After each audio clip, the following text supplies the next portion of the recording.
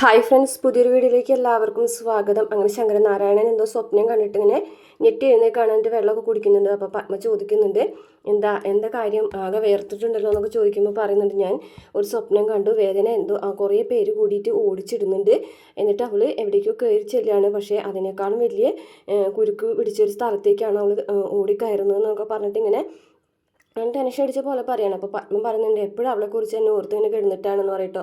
നമ്മൾ രണ്ടുപേരും ജീവിച്ചിരുന്നിട്ടും അവളുടെ ജീവിതം എന്തേ പത്മം ഇങ്ങനെ ആയിപ്പോയതെന്നൊക്കെ ചോദിക്കുമ്പോൾ അത് അവളായിട്ട് തിരഞ്ഞെടുത്ത ജീവിതമല്ലേ, പിന്നെ നമുക്ക് എന്ത് ചെയ്യാൻ പറ്റും. എന്തായാലും അവളുടെ ജീവിതത്തിൽ എന്തെങ്കിലും ഒരു തീരുമാനം ഉണ്ടാക്കണം. ഞാൻ നാളെ അവളോട് സംസാരിക്കാൻ പോകുകയാണെന്നൊക്കെ പറയുന്നുണ്ട്. അവളോട് സംസാരിച്ചിട്ട് എന്തിനാ, ഞാൻ ഇന്ന് ദർശനം അവളും കൂടെ സംസാരിക്കുന്നത് കണ്ടു, അതുകൊണ്ട് എന്താണെന്ന് ചോദിക്കട്ടോ. അല്ല, അവരൊരുമിച്ച് ജീവിക്കുകയാണെങ്കിൽ ദാർശനുമായിട്ട് ഇനിയൊരു വിവാഹമോ, എന്താ ഈ ശങ്കരേട്ടൻ ഈ പറയുന്നത്? അല്ല, എന്തോ എനിക്കങ്ങനെ മനസ്സിലങ്ങനെ തോന്നി. അവളോട് എന്തായാലും ഒന്ന് സംസാരിച്ച് നോക്കാമല്ലോ, അവർ തമ്മിൽ എന്താണ് എങ്ങനെയാണെന്നൊന്നും നമുക്കറിയില്ല. പക്ഷേ എങ്കിലും എൻ്റെ മനസ്സ് പറയുന്നു അവളോടൊന്ന് ഇതിനെക്കുറിച്ച് സംസാരിച്ച് നോക്കാമെന്ന്. എന്തായാലും നാളെ ഞാൻ അവളോടൊന്ന് സംസാരിച്ച് നോക്കാൻ തന്നെ തീരുമാനിച്ചു എന്ന് തന്നെ ശങ്കരനാരായണൻ പറയുകയാണേ. ഇതേ സമയം ഒരു പാതിര സമയമായപ്പോൾ ഒക്കെ വേദ ഇങ്ങനെ എഴുന്നേറ്റ് നോക്കുന്നുണ്ട്. അപ്പോൾ കട്ടിൽമാരെ കാണുന്നില്ല. ആദ്യം വേദ വിചാരിക്കും ബാത്റൂമിൽ പോയതാണെന്ന്. എന്നിട്ട് വേദ വീണ്ടും കെടുക്കും. പിന്നെ കുറച്ച് നോക്കുമ്പോൾ വീണ്ടും കാണാതാവുമ്പോൾ വേദയ്ക്ക് സംശയമാവാണ്. അപ്പോൾ ലൈറ്റൊക്കെ ഇട്ട് നോക്കുകയാണേ. അപ്പോൾ വിക്രം അവിടെ ഒന്നുമില്ല. അപ്പോൾ വേദ അവിടെ ഇവിടെ ഒക്കെ ചെന്ന് നോക്കുന്നുണ്ട്. മുകളിലേക്കുള്ള കോൺറൂമിൻ്റെ വാതിലൊക്കെ തുറന്ന് എടുക്കുന്നുണ്ട്. അപ്പോൾ വേദയ്ക്ക് മനസ്സിലാവാണ് വിക്രം പുറത്ത് പോയി എന്നുള്ളത്. അങ്ങനെ വേദ അകത്ത് വന്ന് ഇങ്ങനെ ഇരുന്നിട്ട് ടെൻഷൻ അടിച്ചിട്ട് നോക്കുമ്പോൾ വിക്രമിൻ്റെ ഫോൺ കൊണ്ടുപോയിട്ടില്ല കേട്ടോ. അങ്ങനെ വേദയുടെ ഫോൺ എടുത്തിട്ട് ഇഷിതനെ വിളിക്കുകയാണ്. അപ്പോൾ ഇഷിത ചോദിക്കും, എന്താ വേദ ഈ നേരത്തെന്ന് ചോദിക്കുമ്പോൾ വിക്രം മുറിയിലില്ല ഇഷിത എന്ന് പറയും. മുറിയിലില്ലേ, എങ്ങോട്ട് പോയി, അറിയില്ല എന്ന് പറയും കേട്ടോ. ഫോൺ കൊണ്ടുപോയിട്ടുണ്ടോ, ഇല്ല ഫോൺ കൊണ്ടുപോയിട്ടില്ല എന്ന് പറയാൻ കേട്ടോ. അപ്പോൾ ഉറപ്പായിട്ടും വരും എന്ന് പറയട്ടെ. എന്നാലും ഈ സമയത്ത് പുറത്തിറങ്ങിയിട്ടുണ്ടെങ്കിൽ എന്തായിരിക്കും ഇഷിത, എനിക്ക് ടെൻഷൻ അടിച്ചിട്ട് പാടില്ല. നീ ഇങ്ങനെ ടെൻഷൻ അടിക്കല്ലേ, ആരെങ്കിലും കാണാനായിട്ട് അത്യാവശ്യമായിട്ട് പോയതായിരിക്കും. ഫോൺ കൊണ്ടുപോകാത്ത നിലയ്ക്ക് ഉറപ്പായിട്ടും വരും. നീ ഇങ്ങനെ ടെൻഷൻ അടിച്ചിട്ട് കാര്യമില്ല എന്ന് പറയാൻ കേട്ടോ. അപ്പോൾ പുറത്തിറങ്ങിയ സമയത്ത് എല്ലാ പോലീസുകാരൊക്കെ കണ്ടാലോ എന്നൊക്കെ പറയുമ്പോൾ രാത്രിയില്ലേ അങ്ങനെയൊന്നും ഉണ്ടാവില്ല, നീ ടെൻഷൻ അടിക്കല്ലേ എന്ന് പറഞ്ഞിട്ട് ആശ്വസിക്കുകയാണ് ഋഷിത. വേദയാണെന്നുണ്ടെങ്കിൽ ആകെ ടെൻഷൻ അടിച്ച് അങ്ങോട്ടും ഇങ്ങോട്ടും നടക്കുകയാണേ. പിന്നെ കാണിക്കുന്നത് ഹോസ്പിറ്റലിൽ മുറിയുടെ വാതിലിൽ ആരോ മുട്ടാണ് കേട്ടോ. അപ്പോൾ മാഷ് എഴുന്നേറ്റിട്ട് വാതിൽ തുറക്കുകയാണേ. വാതിൽ തുറന്ന വഴിക്ക് ഈ വിക്രമിനെ കാണുമ്പോൾ മാഷക്ക് മനസ്സിലാവില്ല. മുഖമൊക്കെ മറിച്ച് മാസ്കൊക്കെ വെച്ചിട്ട് ഇങ്ങനെ ഒരാൾ വന്ന് മുന്നിൽ ഇങ്ങനെ നിൽക്കുകയാണ് കേട്ടോ. മനസ്സിലായില്ല എന്ന് മനസ്സിലാവുമ്പോൾ തന്നെ വിക്രം വേഗം തന്നെ ആ ഒരു മാസ്ക് എടുത്ത് മാറ്റുകയാണ്. അപ്പോൾ വിക്രമിനെ കണ്ട വഴിക്ക് മോനെ വിക്രം എന്ന് പറഞ്ഞിട്ട് ഇങ്ങനെ വിളിക്കുകയാണ് കേട്ടോ. അങ്ങനെ മാഷ അങ്ങോട്ടും ഇങ്ങോട്ടൊക്കെ നോക്കിയിട്ട് വേഗം അകത്തേക്ക് വിളിക്കുകയാണ്. അങ്ങനെ വിളിച്ചതിന് ശേഷം വേഗം ഡോറൊക്കെ അടച്ച് കുറ്റിയിടുകയാണ്. അപ്പോൾ വിക്രമാണെന്നുണ്ടെങ്കിൽ വേഗം തന്നെ അമ്മയുടെ അടുത്തേക്ക് ചെല്ലുകയാണ്. അപ്പോൾ കമലാമ്മയ്ക്കാണെന്നുണ്ടെങ്കിൽ വിക്രമിനെ കാണുമ്പോൾ ഭയങ്കര സന്തോഷമാവാണ് കേട്ടോ. മോനെന്ന് വിളിച്ചും കണ്ട് ഇങ്ങനെ ചാടി എഴുന്നേൽക്കുകയാണ്. അമ്മേ എന്താ അമ്മേ, അമ്മയ്ക്ക് എങ്ങനെയുണ്ട് എന്നൊക്കെ ചോദിക്കുകയാണ് കേട്ടോ.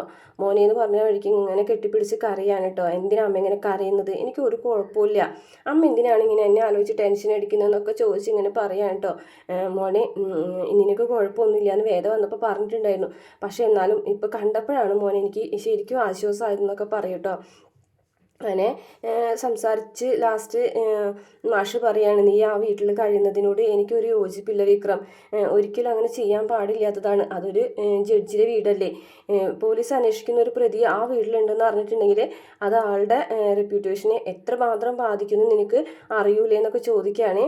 അതൊക്കെ എനിക്കറിയാം അച്ഛാ, പിന്നെ നീ എന്തിനാണ് അങ്ങനെ ഒരു തീരുമാനം എടുത്തതെന്ന് ചോദിക്കുമ്പോൾ വേദയാണ് അങ്ങനെ ഒരു തീരുമാനം എടുത്തത്. മാത്രമല്ല വേറെ ഒരിക്കലും സേഫായിട്ട് കഴിയാനും പറ്റില്ല, അവിടെ ഉള്ളതുപോലെ വേറൊരു സ്ഥലത്തും എനിക്ക് സേഫായിട്ട് നിൽക്കാനും പറ്റില്ല അച്ഛാ എന്ന് പറയാൻ കേട്ടോ. എന്തായാലും അത് ശരിയല്ല മോനെ, നീ സറണ്ടർ ആവണം എന്ന് പറയാൻ കേട്ടോ. അപ്പോൾ അച്ഛൻ എന്തേ പറയുന്നത്, സറണ്ടർ ആവണം. അപ്പോൾ കമലാമ്മ പറയും, എന്ത് പോലീസിന് പിടികൊടുക്കാനോ, നീ മാഷ് എന്തൊക്കെ ഈ പറയുന്നതെന്ന് ചോദിക്കുകയാണ്. പിന്നെ എന്ത് ചെയ്യാനാണ് എന്ന് പറയാൻ കേട്ടോ. അപ്പോൾ മാഷ് പറയുകയാണ്, അത് പോലീസിൽ സറണ്ടർ ആവാമെന്ന് പറഞ്ഞു കഴിഞ്ഞിട്ടുണ്ടെങ്കിൽ ശങ്കരനാരായണൻ്റെ മുന്നിൽ തന്നെ സറണ്ടർ ആയാൽ മതി. ജീവന് ഭീഷണി ഉണ്ടെന്ന് പറഞ്ഞിട്ടുണ്ടെങ്കിൽ അത് കോടതിയിൽ പറയുന്നത് പോലെ തന്നെയാണ്. അതുകൊണ്ട് അതിനെക്കുറിച്ചൊന്നും ആലോചിച്ച് പേടിക്കാനില്ല എന്നൊക്കെ പറയാൻ കേട്ടോ മാഷ് അങ്ങനെ അതിൻ്റെ നിയമവശങ്ങളൊക്കെ വിക്രമിന് പറഞ്ഞു കൊടുക്കുകയാണ്. അപ്പോൾ വിക്രം പറയുന്നത്, അതൊക്കെ എനിക്ക് അറിയാം അച്ഛാ, പക്ഷേ ഇപ്പോൾ ഇതുവരെയും എന്നെ കണ്ട അതേ കണ്ണുകൊണ്ടുള്ള പോലീസുകാർ വീണ്ടും കാണാം, ആ പോലീസുകാരുടെ അടുത്തേക്കല്ലേ വീണ്ടും പോകുക എന്നൊക്കെ പറയാൻ കേട്ടോ. അപ്പോൾ മാഷ് പറഞ്ഞു മറ്റേ സാബുവിൻ്റെ സ്ഥാനത്ത് വന്നിരിക്കുന്ന വേറൊരു SI ആണ്, പക്ഷേ അയാൾ എന്തും ചെയ്യാനും ഒരുങ്ങി പുറംപെട്ടിരിക്കുകയാണ് എന്നൊക്കെ പറയാൻ കേട്ടോ. അതൊക്കെ എനിക്കറിയാം അച്ഛാന്ന് പറയാൻ കേട്ടോ. എന്തായാലും വേദയല്ലേ ഇതൊക്കെ തീരുമാനിച്ചത്, വേദ തീരുമാനം പോലെ നടക്കട്ടെ അച്ഛാ, വേദ തന്നെ തീരുമാനിക്കട്ടെ. ഇനിയിപ്പോൾ എത്ര നാളിങ്ങനെ കഴിയും അതൊന്നും അറിയില്ല, എല്ലാ കാര്യവും വേദയ്ക്ക് വിട്ടുകൊടുത്തിരിക്കുകയാണെന്ന് പറയാൻ കേട്ടോ. അപ്പോൾ ലാസ്റ്റ് വിക്രം പറയാൻ, ഞാൻ പോട്ടെ അമ്മേ, ഞാൻ വരാം, അമ്മ ടെൻഷനൊന്നും അടിക്കണ്ട, ഉറപ്പായിട്ടും ഞാൻ ഉടനെ തന്നെ വരാമെന്നൊക്കെ പറയാൻ കേട്ടോ.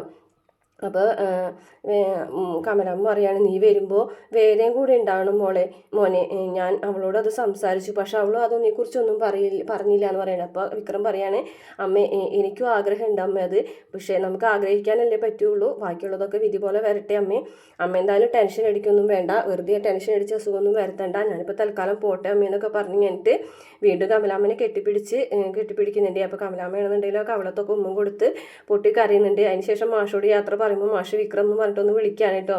എന്നിട്ട് ഇങ്ങനെ വിക്രമിനെ ചേർത്ത് നിർത്തി കവളിൽ ഒരു ഉമ്മൊക്കെ കൊടുക്കുന്നുണ്ട്. അതിനുശേഷം വിക്രം കമലാമ്മനോടും കൂടിയിട്ട് യാത്ര പറഞ്ഞങ്ങനെ രണ്ടുപേരോടും യാത്ര പറഞ്ഞങ്ങനെ പുറത്തേക്ക് പോവുകയാണ് കേട്ടോ. അങ്ങനെ കമലാമ്മയുടെ അടുത്ത് മാഷ് വന്നിരിക്കുകയാണ് കേട്ടോ. കമലാമ്മയുടെ സങ്കടം സഹിക്കാൻ പറ്റാതെ മാഷുടെ ദേഹത്തേക്ക് വീണ് പൊട്ടിക്കറിയുന്നുണ്ട്. പിന്നെ രാവിലെ തന്നെ വേദ എഴുന്നേറ്റ് പ്രാർത്ഥന ഒക്കെ കഴിഞ്ഞ് താഴത്തേക്ക് നോക്കുമ്പോണ്ട് വേദ കിടക്കുന്ന സ്ഥലത്ത് വിക്രമ കിടന്നുറങ്ങാണ് കേട്ടോ. വേദയ്ക്ക് ദേഷ്യം വന്നിട്ട് ഒരു പില്ലെടുത്തിട്ട് ഒറ്റ അടി അടിക്കും കേട്ടോ. അപ്പം വിക്രം പൊട്ടിച്ചിരിച്ചുകൊണ്ട് ഇങ്ങനെ വേദന നോക്കുകയാണ് കേട്ടോ. കിടക്കണ കണ്ടില്ലേ എന്ന് പറഞ്ഞിട്ട് വേദ ഇങ്ങനെ ദേഷ്യത്തോട് കൂടിയിട്ട് വിറ്റി കുശുമാട്ടം അങ്ങനെ എന്തൊക്കെയോ പറഞ്ഞിട്ട് ഇങ്ങനെ എഴുന്നേക്കാണ് കേട്ടോ. എന്നിട്ട് എഴുന്നേറ്റ് ഇങ്ങനെ പോകാൻ നിൽക്കണം കേട്ടോ. അപ്പം വിക്രം എന്നുണ്ടെങ്കിൽ എഴുന്നേറ്റ് ഇരുന്നിട്ട് ചിരിയോടെ ചിരിയിട്ടാ. അപ്പോൾ വേദ എന്തിനാ ചിരിക്കുന്നതെന്ന് ചോദിക്കും കേട്ടോ. അതല്ല, കളി തുള്ളിയ ഭദ്രകാളിയെ കണ്ടിട്ടുണ്ടെങ്കിൽ ഇതേപോലെ പൊട്ടിച്ചിരിച്ചിട്ടുണ്ടെങ്കിൽ ആ കളിയൊക്കെ അങ്ങോട്ട് അടങ്ങി പോക്കോളും എന്നാണ് പറയുന്നത്. അതുകൊണ്ട് ഇതേ പൊട്ടിച്ചിരിക്കുകയാണ് ഞാൻ ഈ പറഞ്ഞിട്ട് അങ്ങനെ ചിരിച്ച് കാണിച്ചു കൊടുക്കുകയാണ് കേട്ടോ വീണ്ടും. അപ്പോൾ വേദയ്ക്ക് ചിരി വന്നിട്ട് വേദ അങ്ങനെ ചിരിക്കുകയാണ് കേട്ടോ. അപ്പോൾ വേദ ചിരിയാണ്, ഓഹ് ഭാഗ്യം, മുഖമൊന്ന് തെളിഞ്ഞല്ലോ, നിൻ്റെ മുഖം തെളിഞ്ഞിരിക്കുമ്പോഴേ നീ ലക്ഷ്മി ദേവിയുടെ പോലെയാണെന്ന് പറയും കേട്ടോ. അപ്പോൾ വേദ ഇങ്ങനെ തലയ്ക്ക് കൈ വെച്ചിട്ട് അടി അടിക്കുകയാണ്. നിന്നെപ്പറ്റി നല്ലത് പറഞ്ഞാൽ നീ എന്തിനാണ് നിന്നെ തന്നെ തല്ലണമെന്ന് ചോദിക്കുകയാണേ. അപ്പോൾ പറയാൻ, പിന്നെ അല്ലാതെ ഇങ്ങനത്തെ വീട്ടിത്തരങ്ങളൊക്കെ കേട്ടിട്ടുണ്ടെങ്കിൽ ഇതുപോലത്തെ ക്രിഞ്ച് തമാശകൾ കേട്ടിട്ടുണ്ടെങ്കിൽ ഞാൻ എങ്ങനെ എന്നെ തന്നെ തല്ലാതിരിക്കുക എന്ന് പറയും കേട്ടോ. അപ്പോൾ പറയാം, ഓ അങ്ങനെ. അപ്പോൾ പറയുന്നുണ്ട്, നീ ആവശ്യമില്ലാത്ത കാര്യങ്ങൾ ചെയ്തു വെച്ചിട്ട് ഓരോന്നും ചെയ്തു വെച്ച് വന്നിരിക്കുന്നത് ആര് പറഞ്ഞു പുറത്തേക്ക് പോകാമെന്ന് പറയാൻ കേട്ടോ. ഞാൻ പറഞ്ഞതല്ലേ നമുക്ക് രണ്ടുപേർക്കും കൂടെ ഒരുമിച്ച് പോകാമെന്ന്, അത് സമ്മതിച്ചില്ലല്ലോ. എനിക്ക് എൻ്റെ അമ്മയെ കാണണമെന്ന് തോന്നി, അപ്പോൾ പോയി. അമ്മനെ കണ്ടത് തെറ്റാണെന്നാണോ ഞാൻ പറയുന്നത്? പക്ഷെ പുറത്ത് പോയിട്ടുണ്ടെങ്കിൽ അവസ്ഥ ഒന്ന് ആലോചിച്ച് നോക്കി, ആരെങ്കിലും കണ്ടിട്ടുണ്ടെങ്കിൽ. ആരും കണ്ടില്ലല്ലോ, ഞാൻ അതേപോലെ പോയ പോലെ തന്നെ വന്നില്ലേ എന്നൊക്കെ ചോദിക്കാൻ കേട്ടോ. ഇതിനോട് എന്ത് പറഞ്ഞിട്ടും കാര്യമില്ല, എന്ത് പറയാനാണെന്നൊക്കെ പറഞ്ഞിട്ട് ചീത്തറണ്ട്. പെറ്റ തള്ളയല്ലേ വേദ, എനിക്കൊന്ന് കാണണം തോന്നി, പോയി കണ്ടു, തിരിച്ചു വന്നു, അത്രേ ഉള്ളൂ എന്നൊക്കെ പറയാൻ കേട്ടോ. പിന്നെ തിരിച്ചു വന്നത് എന്തേ, ആ വഴി തന്നെ പോകായിരുന്നില്ലേ? അങ്ങനെ വിചാരിച്ചു, പക്ഷേ നിന്നെ വിഷമിപ്പിക്കണ്ടെന്ന് വിചാരിച്ചിട്ട് ഞാൻ തിരിച്ചു വന്നാണ്. ഓ അങ്ങനെയൊക്കെ തോന്നി തുടങ്ങിയില്ലേ എന്ന് പറയിട്ട്, പിന്നെ അല്ലാതെ തോന്നി തുടങ്ങിയില്ലേ എന്നൊക്കെ ചോദിക്കാൻ കേട്ടോ. അപ്പോൾ വേദ ഇങ്ങനെ പറയാൻ കേട്ടോ, അത് കുറച്ചും കൂടെ ശ്രദ്ധിച്ച് വേണം ഇനി ഓരോ കാര്യങ്ങളും മുന്നോട്ട് കൊണ്ടുപോകാനായിട്ട്, അല്ലാതെ ഇങ്ങനെ ഇതേപോലെ ഒന്നും ചെയ്തിട്ട് വീണ്ടും പ്രശ്നങ്ങളിലേക്ക് ചെന്ന് പെടരുത്.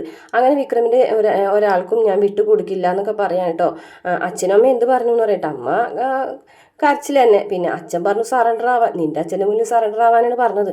എൻ്റെ അച്ഛൻ്റെ മുന്നിൽ അങ്ങനെ സറണ്ടർ ആയിട്ടുണ്ടെങ്കിൽ കോടതിയിൽ ഹാജരാകുന്നത് പോലെ തന്നെയാണ്, ജീവന് ഭീഷണി ഉണ്ടെന്ന് പറഞ്ഞിട്ടുണ്ടെങ്കിൽ പോലീസിന് സംരക്ഷണം ഉണ്ടാവുന്നൊക്കെയാണ് അച്ഛൻ പറയുന്നതെന്ന് പറയട്ടോ.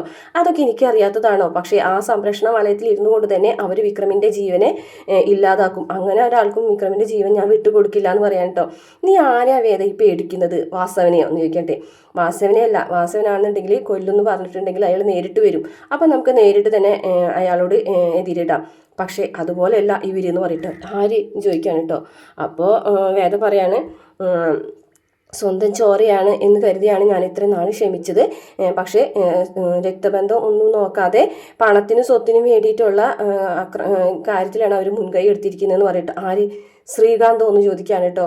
അപ്പോൾ അതെ വിക്രമിൻ്റെ വീട്ടിൽ നിന്ന് ഞാൻ പോരാനുണ്ടായ കാരണം ശ്രീകാന്താണ്. അന്ന് ശുചീന്ദ്രത്ത് വെച്ച് അച്ഛനെ തട്ടിക്കൊണ്ടുപോയതും അയാൾ തന്നെയാണ്. അയാൾ പിന്നെ അങ്കിള് ചന്ദ്രശേഖരനും അവർ രണ്ടുപേരും കൂടിയിട്ടാണ് അത് ചെയ്തത്. ഞാൻ വിക്രമിൻ്റെ വീട്ടിൽ നിന്ന് ഇറങ്ങി പോന്നിട്ടില്ലെങ്കിൽ വിക്രമിൻ്റെ അച്ഛനെ കൊല്ലുമെന്ന് ഭീഷണിപ്പെടുത്തി. അതുകൊണ്ടാണ് ഞാൻ അവിടെ നിന്ന് പോകുന്നതെന്നൊക്കെ വിക്രമിനോട് തുറന്ന് പറയാണ് കേട്ടോ. എന്നിട്ട് നീ എന്ത് ഇതൊക്കെ എന്നോട് പറഞ്ഞില്ല ആദ്യമേ തന്നെയെന്ന് ചോദിച്ചിട്ട് ദേഷ്യപ്പെടാണ് കേട്ടോ വിക്രം അത് അറിഞ്ഞിട്ടുണ്ടെങ്കിൽ എങ്ങനെ പ്രതികരിക്കുമെന്ന് എനിക്കറിയാവുന്നതുകൊണ്ടാണ് ഞാൻ അത് പറയാഞ്ഞെന്ന് പറയട്ടോ. ഇപ്പോഴും ഞാൻ അങ്ങനെ തന്നെയാണ് പ്രതികരിക്കാൻ പോകുന്നത് എന്ന് പറഞ്ഞാട്ട് ചാടി എഴുന്നേക്കാണ് കേട്ടോ. അപ്പോഴേക്കും വേദയും കൂടി എഴുന്നേക്കാണ്. ഇതേ എങ്ങോട്ട് പോകണമെന്ന് ചോദിച്ചിങ്ങാട്ട് പിന്നെ കൂടെ ഓടുകയാണ് കേട്ടോ വേദ. വിക്രമാണെന്നുണ്ടെങ്കിൽ കാലിഞ്ഞുകൊണ്ട് വേഗം തന്നെ ശ്രീകാന്തിൻ്റെ അടുത്തേക്ക് പോകണം. പിടിച്ച് നിർത്താണ് കേട്ടോ. ഞാൻ പറയണത് കേൾക്ക്, ഇപ്പം എടുത്ത് ചാടി ഒന്നും ചെയ്യരുത് എന്ന് പറയും. എനിക്ക് അവനെ കാണണം എന്ന് പറഞ്ഞുകൊണ്ട് ഭയങ്കരമായിട്ട് വാശി പിടിക്കാൻ കേട്ടോ. വിക്രമിനെ വിടാതെ പിടികൂടിങ്ങായിട്ട് ഇങ്ങനെ പിടിച്ച് നിർത്താണ് കേട്ടോ വേദ. അത്രയാണ് എപ്പിസോഡിൽ. പിന്നെ പ്രമോണ് ഇട്ട് കാണിച്ചിട്ട് ഒരു രക്ഷയില്ലാത്ത അടിപൊളി പ്രമോണ്. കണ്ടിട്ടും മതിയാവാത്തൊരു പ്രമോണ് കേട്ടോ കാണിച്ചിട്ടുള്ളത്. ശ്രീകാന്ത് വിക്രം അവിടെ ഉണ്ടെന്ന് മനസ്സിലാക്കുകയാണ് കേട്ടോ. മനസ്സിലാക്കല്ല, വേദന അടിക്കാനായിട്ട് ഫ്ലവർ വേഴ്സോ അങ്ങനെ എന്തോ എടുത്ത് അടിക്കാൻ പോകുമ്പോഴേക്കും പെട്ടെന്ന് അതിൻ്റെ ഇടയിലേക്ക് വിക്രം വരികയാണ്. ഈ സമയത്ത് എല്ലാവരും ഉണ്ട്, ശങ്കരനാരായണൻ, ദീപ്തി, അങ്ങനെ എല്ലാവരും. വിക്രമാണെന്നുണ്ടെങ്കിൽ ശ്രീകാന്തിനെ ചവിട്ടി താഴത്തിട്ട് ഇടിച്ച് കൂട്ടുന്നുണ്ട് കേട്ടോ. അപ്പോൾ സത്യങ്ങളൊക്കെ അവർ അവിടെ അറിയാണ് കേട്ടോ. പക്ഷെ അതിന് മുമ്പായിട്ട് തിങ്കളാഴ്ചത്തെ എപ്പിസോഡിൽ അവർ തമ്മിൽ ഒന്നാവുന്ന ഒരു ഭാഗമൊക്കെ കാണിക്കുന്നുണ്ട് കേട്ടോ. ശരിക്കും അവർ ഭാര്യയും ഭർത്താക്കന്മാരായിട്ട് ജീവിതം തുടങ്ങുന്നത് അവിടെ നിന്ന് തന്നെയാണ്. അപ്പോൾ അതിൻ്റെ ഭാഗങ്ങളൊക്കെയാണ് കാണിക്കുന്നത്. വിക്രം വേദയും കെട്ടിപ്പിടിച്ച് നിൽക്കുന്നതും അവർ തമ്മിലുള്ള പരസ്പര ആയിട്ടുള്ള കുറച്ച് പ്രണയ നിമിഷങ്ങളും അങ്ങനെയൊക്കെയാണ് കേട്ടോ കാണിക്കുന്നത്. അപ്പോൾ നെക്സ്റ്റ് വീക്ക് എന്ന് പറയുന്നത് സൂപ്പർ ആയിട്ടുള്ള ഭാഗങ്ങളാണ്. പക്ഷേ ഹോട്ട്സ്റ്റാറിൽ വരുമോ എന്നുള്ളത് സംശയമാണ്. ഇങ്ങനെ ഇത്രയും നല്ല ഭാഗങ്ങളൊക്കെ ആയതുകൊണ്ട് വരികയാണെങ്കിൽ എന്തായാലും റിവ്യൂ ഇടാം. വീഡിയോ ഇഷ്ടപ്പെട്ടാൽ മറക്കാതെ വീഡിയോ ലൈക്ക് ചെയ്ത് ചാനലൊന്ന് സബ്സ്ക്രൈബ് ചെയ്യണേ.